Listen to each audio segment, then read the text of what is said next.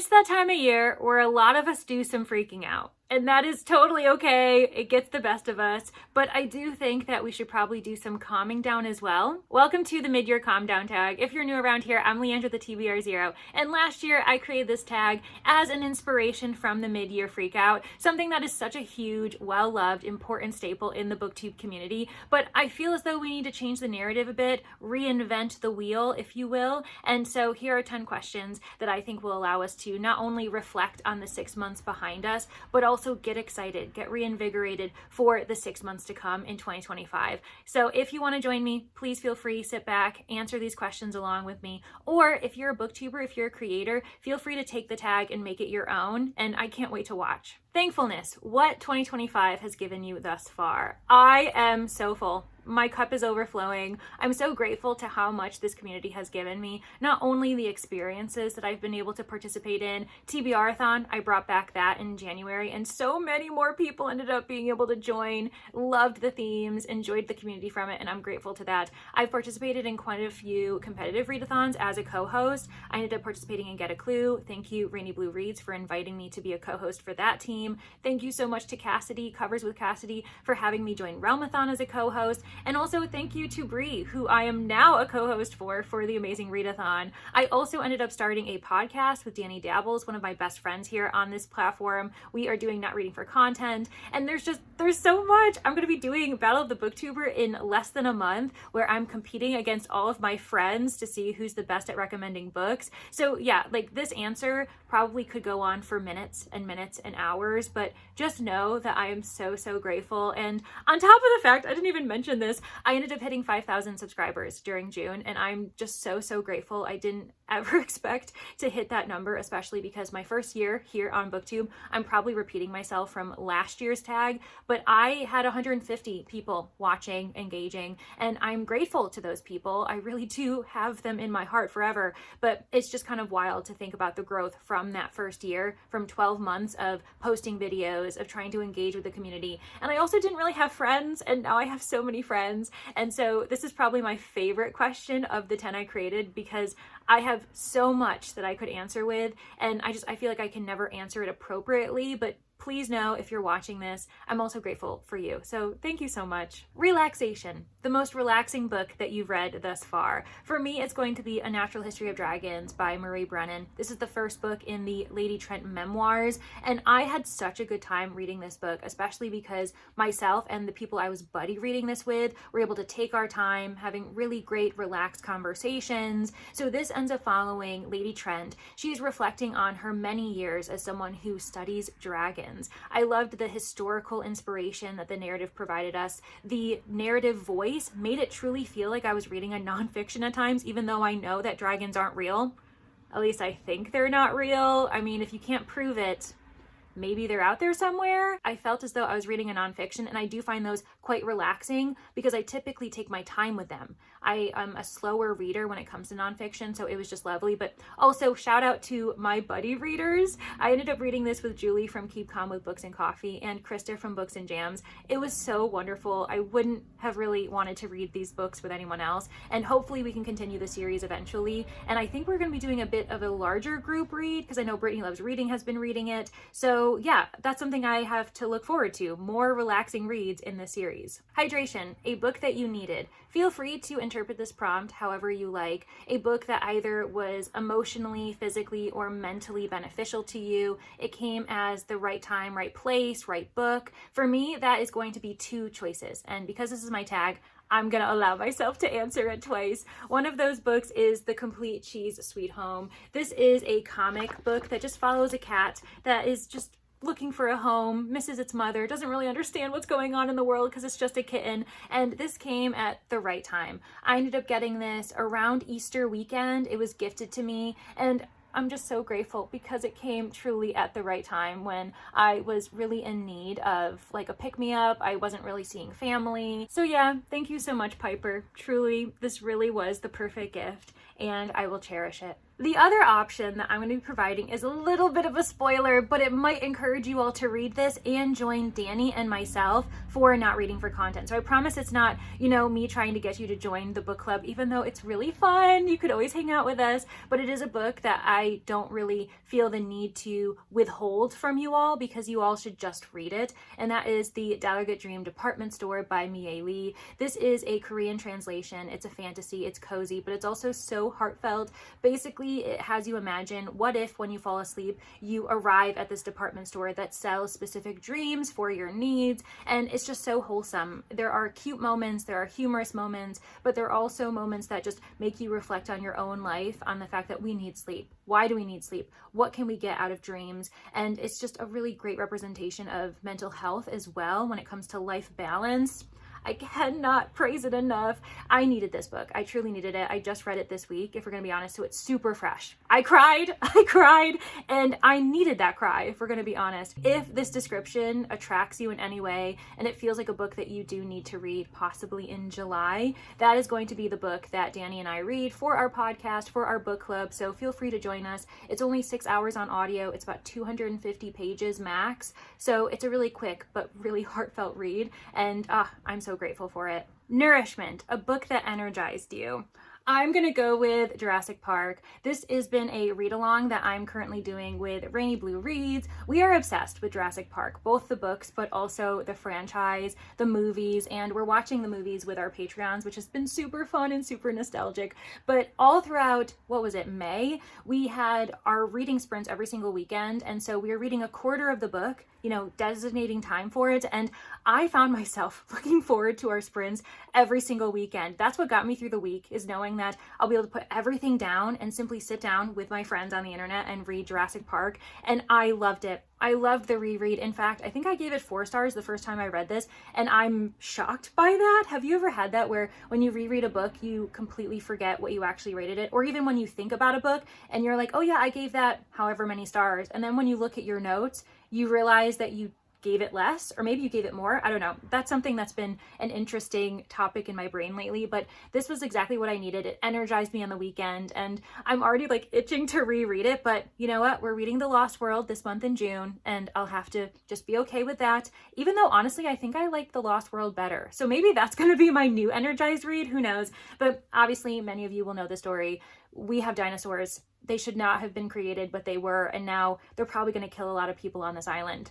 What more can energize you? I mean, yeah, it sounds a bit crazy, but this was really, really fun. And it was immediately like a pep in my step when I was reading this. Familiarity, an author you've returned to. This is mainly a prompt for goals because I'm trying to return to authors that I've read in the past because I was always really bad about that. And this year I had too many options. I had too many authors I could highlight, but the one I'm going to highlight is actually Margaret Owen. I ended up having another read along with another friend, Margaret the Word Nerd. We were obsessed with this series, and we still are. So we ended up reading Little Thieves, Painted Devils. Both of those were rereads in expectation and anticipation for the third book, which was Holy Terrors. And while the third book kind of disappointed me, everyone else really loved it, which is great, but I have to be grateful for the fact that I was able to return to Little Thieves and Painted Devils because the reread of them was tenfold better. I gave this book 5 stars again, and Painted Devils is another example where I gave it 4 stars, and then when I reread it, I gave it 5. So that just goes to show you that rereading can really change your mindset, and returning to a book, at the right time or with a different expectation. I don't know. I'm really, really grateful that I was able to return to Margaret Owen's writing, and I'm looking forward to seeing what her new projects are going to be. Other authors I could highlight include Emily Wilde or Gail Carriger. Both of those authors had final books in a series, in a trilogy. Well, actually Gail Carriger's was 5 books, and I ended up finishing it in January, and it was so lovely to return to those authors and to finish out series. I felt very accomplished, and actually both of those series are, hold on, I have a realization. I just realized that Heather Fawcett's Emily Wilde series and Gail Carriger's Parasol Protectorate, I didn't give any of those books 5 stars until the final books. The 5th book in the Parasol Protectorate was my only 5 star, and then the Emily Wilde's Compendium of Lost Tales was the only book I gave 5 stars in that series. So that is also a really great example of how it's good to return to authors sometimes, because maybe your favorite book by them hasn't even been written yet. Wow. Next is A Healthy Risk. This is a book that's outside of my comfort zone, or maybe a new to me author, and I'm going with Infinity Gate by M.R. Carey. This is currently sitting at my best book of the year. I mean, there's a lot of them, but right now this is where my heart is going, and I picked this up on a whim. This truly was out of my comfort zone, because not only is this an author I've never read before, not only is it hard sci-fi and it's a chunky read, but on top of the fact, I went to the bookstore with a gift card and I was determined to pick up books by authors that I hadn't read from before, just to embrace it, to embrace the taking a risk and the fact that it's a gift and I should kind of allow myself to go out of my comfort zone when I'm not spending my own money. That's what my brain says anyway. And this ended up being a 5-star read. I loved it so, so much. It was such a great way to start my Project TBR 0 vlogging series, where I'm trying to lessen my TBR one book at a time. And yeah, I don't really know what else to say, but this was such a great reason to get out of your comfort zone. It's a perfect example of that. And now I'm going to not do it all the time because I'm not crazy, but this demonstrates that sometimes going out of your comfort zone truly is the best decision. Reflection. And this may ask you to take a breath. Take a second to truly reflect on how you might answer this question, this prompt, and that is, what are some changes in your reading taste? This could be in your reading life. What books have you been picking up? What books have you been putting down? However you want to interpret this. For me, my reading taste has changed in that I am reading far more sci-fi, and it's not just because I'm having that as a reading goal. That was one of my 2024 goals that I kind of failed. And in 2025, I am really making up for it, but I've been in the mood for it. So I've been allowing myself to mood read, and my mood is telling me, read sci-fi, enjoy sci-fi, and I really have. And they've also all been all over the place. It's been cozy, it's been hard sci-fi, soft sci-fi, robots. It's just been a really interesting experience for me to return to a genre that I used to love and then I just took a break from. So it's been nice to see my reading tastes return to an original place, weirdly enough. So it's not really going anywhere crazy. I will say that I've lessened in horror, which was probably something I was really enjoying last year around this time. And I'm still consistently reading mysteries, but I'm not really reading any new releases for mysteries. So that might be another change in my reading taste. I'm reading a lot of new releases, but they aren't mysteries.